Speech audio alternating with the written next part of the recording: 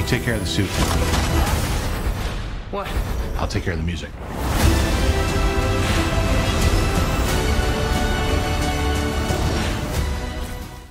Hi everyone, it's Charlie. This is going to be my Spider-Man Far From Home Easter eggs video. Hopefully you've had a chance to see the movie.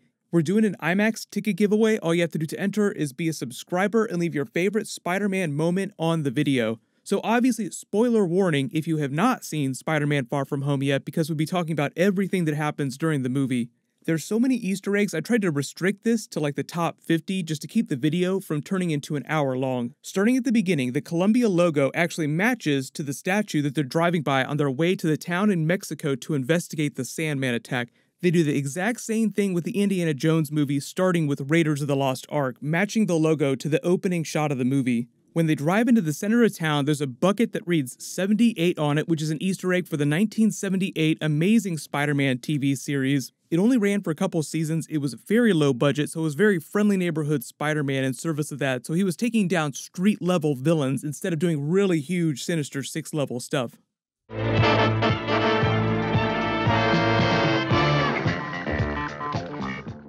They walk past a license plate that reads 463, which is the date of the first appearance of Sandman in the comics, Amazing Spider-Man number 4 in 1963. Every time one of the Elementals appeared, there was a license plate or a number in the background of their first appearance in the comics. The Elementals were basically Spider-Man villains, albeit in slightly different form. They meet Mysterio for the first time. He's the Quentin Beck version of the character, the first version from the comics who debuted during Amazing Spider-Man number 13. And the story of Mysterio during the movie was basically a highlight reel for that very first appearance. He shows up pretending to be a hero, he goes to J. Jonah Jameson at the Daily Bugle and says that Spider-Man is a villain like he does at the end of the movie, and says that I'll catch him on live TV, everyone will think that I'm the hero. The changes they made to that story are that in the comics, the final battle took place on the Brooklyn Bridge instead of the London Tower Bridge like the movie, and then obviously there are a couple minor changes about how his character works, what his backstory is. He used to work for Tony Stark at Stark Industries. Quentin Beck from the comics was a special effects wizard, but Quentin Beck in the movie is also a specialist with holograms, so they tried to be as true to his comic book origin as possible, while at the same time sort of bringing everything back to the Iron Man character. Captain America Civil War, with respect to Quentin Beck's character, Mysterio in the MCU, is actually the person, while working for Tony Stark, that invented the BARFing technology, and the reason why he's revolting against Iron Man in developing this whole big plot during the movie is because he was so pissed off at Iron Man calling his life's work barf and then firing him when he claimed that Quentin Beck was unstable. But there were Easter eggs going all the way back to the first Iron Man film with some of the people on Quentin Beck's team. You may have recognized Peter Billingsley from the first Iron Man film. He's the one that gets yelled at by Obadiah Stane because he's not as smart as Tony Stark. Tony Stark was able to build this in a cave with a box of scraps. The name of his character during that is William Ginter Riva. He escapes at the end of the film with the thumb drive, with all the data and the renders of Mysterio, so it's always possible if they really want to bring Mysterio back, and the Quentin Beck Mysterio really did die at the end of the film as he made Peter believe, still a lot of theories about how he could have survived, they could do the second version of Mysterio. Just like a lot of the other Sinister Six characters, the mantle of Mysterio gets passed down through the comics. They open the movie with that really bad version of a high school news broadcast and a memorial that one of their friends put together to Whitney Houston's I Will Always Love You. They made it really bad on purpose. They're stealing images from Getty. That's why they have all the watermarks on the Getty images. They cropped all the photos pretty poorly, but they say goodbye to a lot of heroes. You notice that Captain America's picture appears during that memorial, so it seems like the world thinks that Captain America died at the end of Avengers Endgame instead of going back in time and living with Peggy Carter. You may also recognize some of the stock pictures that they used. The one for Iron Man was a picture that was used during a big presentation honoring Tony Stark during the original Iron Man movie too. The picture itself also foreshadows some of the plot of the movie. It's very meta, because it's him behind all these weapons of mass destruction that he used to create. He was a weapons manufacturer, and there's a big MacGuffin during the movie, the Edith glasses, that control a lot of weapons of mass destruction that the villains want to get their hands on. It's all about the legacy of Tony Stark, both good and bad. His legacy as a hero with the Avengers saving the world, but also his legacy as a weapons manufacturer. It was the same pair of students from the first fake news broadcast from Spider-Man Homecoming. Betty Brant, obviously big Spider-Man comic book character, she was briefly married to Ned Leeds. They go out during the course of this movie, even though they mostly play it for comedy and they break up by the end of the movie. Her news broadcast partner, Ron Burgundy style, Jason Aiello, who's just freaking out through the entire broadcast, is also a Spider-Man comic book villain who used to bully Peter Parker at Midtown High. They tell the story about how everyone came back. They're calling it the blip, and the reason why they probably don't call it the snap is because regular people on the street wouldn't know all about the Infinity Gauntlet, the Infinity Stones, and how Thanos snapped half of all life away. Then the Avengers put their own Infinity Gauntlet together, and Hulk snapped everyone back. Really early on, they introduced the special homeless shelter where they're giving the presentation that Aunt May is running. That's an Easter egg for Feast, F-E-A-S-T in the comics. Food, emergency aid, and shelter. Those debuted during Amazing Spider-Man number 548, but you also remember them from the Marvel Spider-Man PS4 game. There's a Crusher Hogan versus Bonesaw McGraw poster in the background. That's an Easter egg for Amazing Fantasy number 15, but also the first Tobey Maguire Spider-Man. Crusher Hogan was the person that he tested his strength against in the comics in Amazing Fantasy number 15. Uncle Ben winds up dying after that. You remember that story. In the version that they did for Tobey Maguire's Spider-Man origin story, the name of the person that he was fighting for money was Bonesaw McGraw, played by Macho Man Randy Savage. You're going nowhere. Peter winds up working with Nick Fury, or a person that he thinks is Nick Fury during the movie. The first time they actually met in the comics was during Ultimate Spider-Man number 24. Nick Fury shows up in his classroom and tells him that when he turns 18, he'll be forced to work for S.H.I.E.L.D. So the version in the movie where he compels him into service is pretty similar to the way that it went down in the comics too. Bitch, please, you've been to space. When they're on the airplane, there's an Easter egg for a whole bunch of movies that the world has made to describe what's happened the last couple of years that drop a couple big comic book Easter eggs.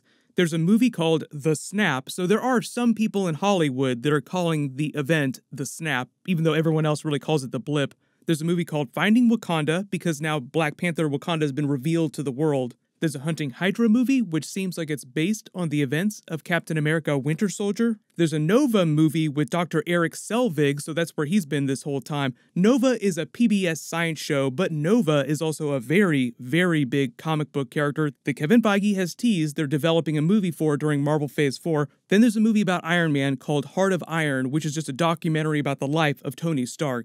When they're taking their boat to get to their hotel in Venice in the canals, there's an Easter egg in the background on this boat that says ASM 212. That's the first appearance of Hydro Man in the comics right before the big Hydro Man attack. The actual hotel that they're staying at is Hotel de Mateus.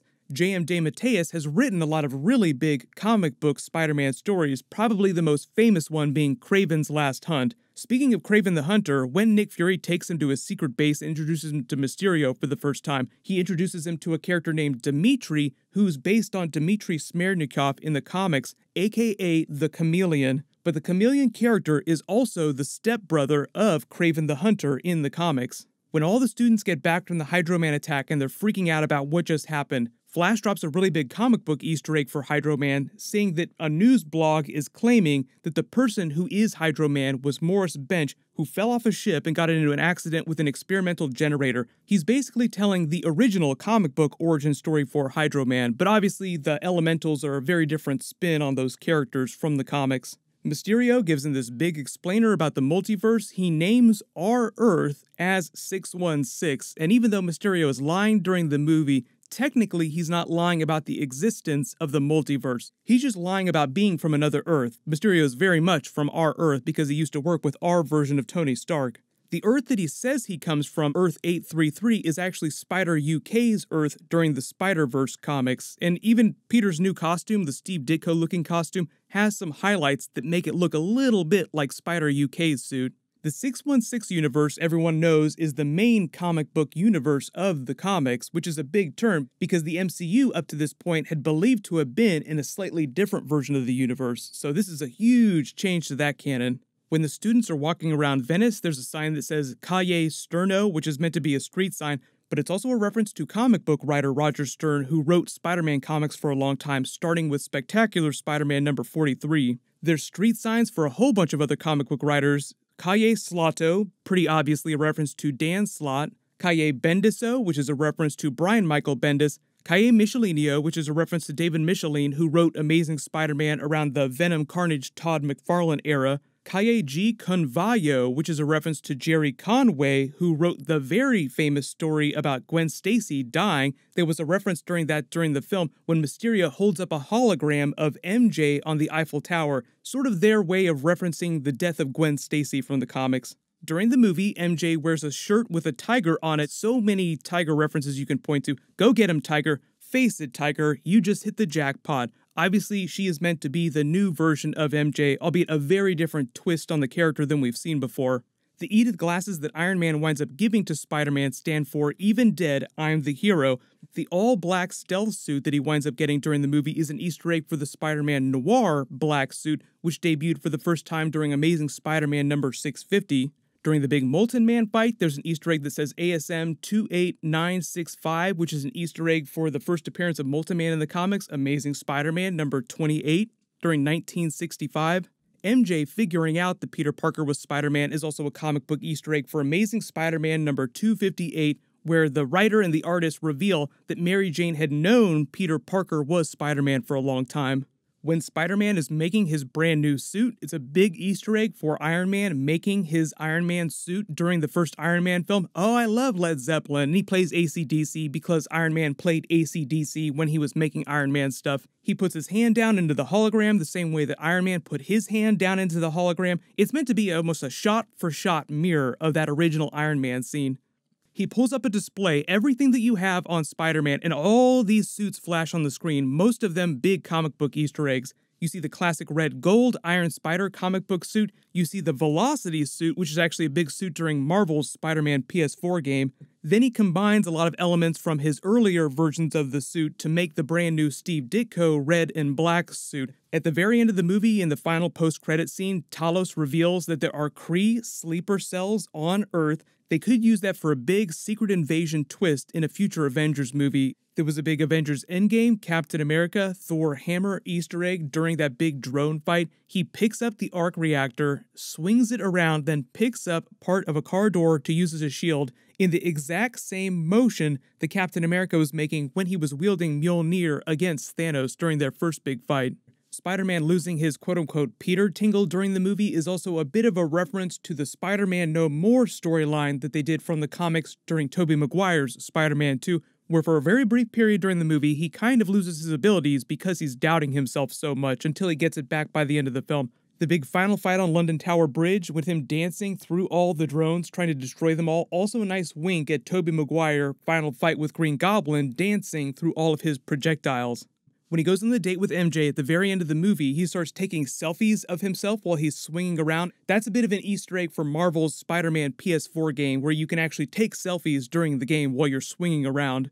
You also probably spotted the very notable Green Goblin Easter egg when he's running across the rooftops. This rooftop here with the green rooftop is actually the location of the penthouse of Norman and Harry Osborn during the Tobey Maguire era Spider-Man movies, Spider-Man 1, 2, and 3. So very big Green Goblin Easter egg, even though Oscorp wasn't revealed at the end of the film. When he swings through the giant Avengers tower that's been rebuilt and redesigned, there is a sign that reads, "You won't believe what comes next." And there's like a 1, 2, 3. That's more of a reference to Marvel Phase 4. It's not a Fantastic Four reference because the numbers are building up to the number 4. During the mid-credits scene, it's revealed that J. Jonah Jameson, played by J.K. Simmons, is back from the Tobey Maguire era Spider-Man film, so they're bringing him into canon. But instead of a traditional newspaper, he's more of a video media person a la Alex Jones, conspiracy theorist, talking out hit pieces against Spider-Man because he got this footage, the fake footage, from Mysterio, his contingency plan, quote-unquote. Spider-Man's identity gets outed on national television just like it did during Marvel's Civil War, even though during the comics he did it himself. It's more of a teaser for Spider-Man's villains so far, calling open season on him now that they know who he really is. Like the Scorpion in the original Spider-Man Homecoming post-credit scene was asking the Vulture, "I hear you know who Spider-Man really is." Then in the final post-credit scene, it's revealed that Talos and his wife were masquerading as Nick Fury and Maria Hill the whole time. Nick Fury has been in a very Tahiti-like simulation on the Sword space station from the comics, which seems like it's going to be a really big thing during Marvel Phase 4. But there's a billion more Easter eggs. If you spotted any that I didn't mention in the video, just write them in the comments below. And what'll happen is I'll be doing more Spider-Man Far From Home, Marvel Phase 4, and Avengers Endgame videos as we go along. They've been revealing a whole bunch more deleted scenes and really cool stuff. I'll name a new giveaway winner when I post a new Marvel video. Click here for my Spider-Man Far From Home post-credit scene video, and click here for that brand new Black Adam Shazam scene from the Shazam movie. Thank you so much for watching. Everybody stay awesome. I'll see you guys tonight.